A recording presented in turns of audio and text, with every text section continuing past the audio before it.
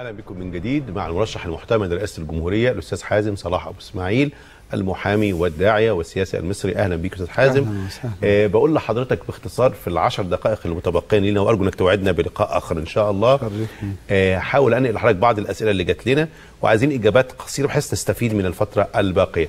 انا قلت لحضرتك مش هنتكلم عن البيكيني والخمر والاراء اللي حضرتك اتكلمت فيها واستخدمت كماده للجدل اكثر يمكن من اللازم، لكن هاخد الاراء اللي متعلقه بكونك مرشح محتمل للرئاسه يمكن ان تكون رئيسا لهذا البلد الامين. ايه رايك في حكايه الخروج الامن للمجلس العسكري؟ انا اول من ذكر هذا الموضوع. نعم. ولم يذكره احد طلبت به يعني؟ ولكن هذا كان قبل 19 نوفمبر، قبل احداث محمد محمود. نعم. كانت المساله مساله دوله. صحيح. انما الان عندما تجد صراخ الام التي فقدت ابنها وصراخ الاب اللي فقد ابنه، لازم نعرف ان القرار اصبح مشاركة، دول شركاء في اتخاذ القرار.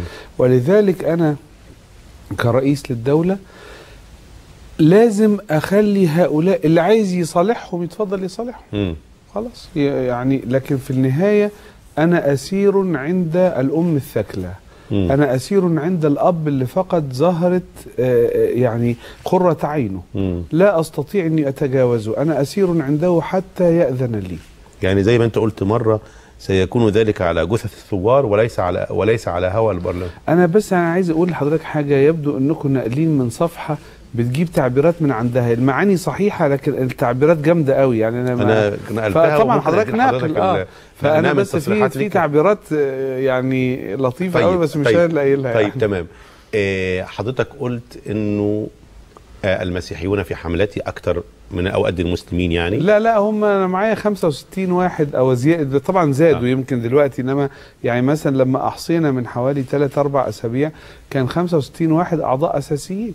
وقلت كما قال لك النبي صلى الله عليه وسلم إنه لو جرح ظفر مسيحي فلن تدخل الجنة. جه مجال لاختبار الكلام ده أستاذ حازم، وهو التهجير الذي تعرضت له قرى في العامرية. لا يا فندم، ولم نسمع منك شيئا. لا يا فندم، لا لم تسمع مني شيئا، ده انا اتكلمت تفصيلا 3-4 مرات عشان يسمعوا الناس كلها. انما لا، ده انا اتكلمت كويس قوي في اللقاء الاسبوعي في اسد بن الفرات في الدقي، وفي لا اتكلمت مرارا. بس انا عايز اقول انه ده يعبر عن قدر من ان بعض الناس مش عارفه الثقافه المصريه. الثقافه المصريه في المجالس العرفيه، وبالمناسبه دي حضرتك كنت سالتني عن احساسي بالناس. انا النهارده يبقى بقالي اكثر من 28 سنه عضو في مجالس عرفيه من اللي بتحكم في دماء واموال واراضي.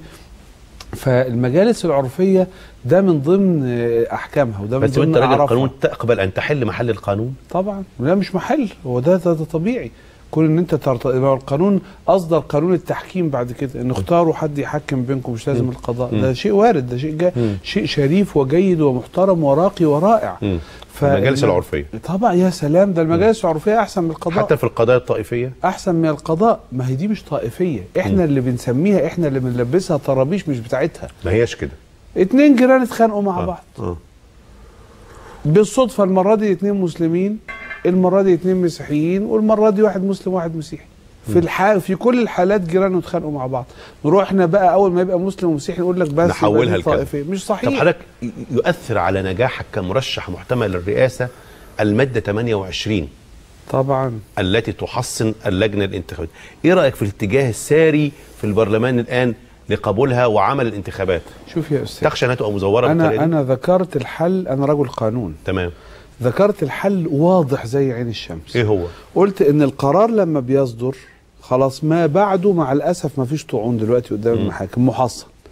لكن البرلمان ممكن يبقى ذكي، يشتغل فيما قبل القرار، ان هو يحط شروط لصدور القرار. فيقول زي كده ما المحكمه الجنائيه لما تيجي تصدر حكم بالاعدام لازم تستطلع راي المفتي. يقول ان في 3-4 نقاط زي قبول اوراق المرشح او شطبه او اعلان النتيجه تلتزم اللجنه بإحالة الموضوع بالطعون عليه إلى المحكمة الإدارية العليا أو إلى محكمة النقد التي عليها أن تفصل في الطعون في خلال 15 يوم وترجع بهذه النتيجة. ده يبقى مكون من مكونات إصدار القرار. ساعتها يبقى منع اللجنة من إصدار القرار اللي هو المحصن إلا بعد ما تعرض على جهة قضائية، لأن اللجنة دي مش قضائية. اللجنة دي إدارية، وقد يكون بعض أفرادها متهم اتهامات شديدة وأنت لا تريد أن تتحصن طبقا للمبدأ القانوني. فطبعا لا شك. هل تخشى مع الانتخابات لو تمت 28 هتنسحب؟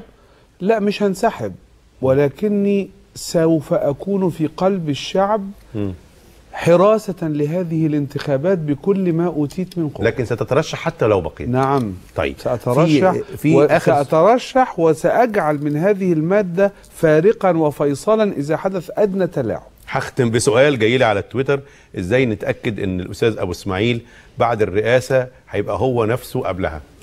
الإجابة مفيش حاجة تخليك تتأكد، ويوم ما تتأكد تبقى بتفرط في قدرك كشعب وكرامتك كشعب. الشعب سلطته أو شغلته أنه يفضل حارس على الرئيس الذي سيأتي.